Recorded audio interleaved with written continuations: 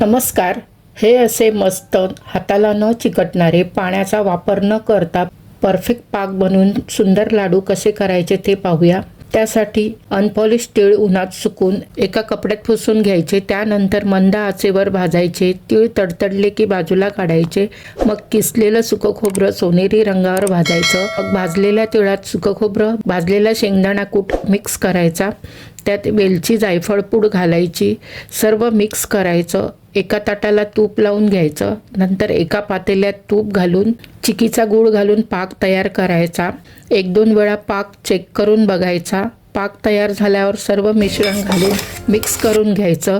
मग हाताला गार पाणी लावून एकाच साईजच्या चमच्याने मिश्रण थोडं थोडं ताटावर काढून घ्यायचं. नंतर एक एक लाडू वळून घ्यायचा. उरलेलं मिश्रण पुन्हा गरम करून लाडू वळून घ्यायचे. असे मस्त लाडू तयार होतात. पाव किलोमध्ये 33 लाडू तयार होतात.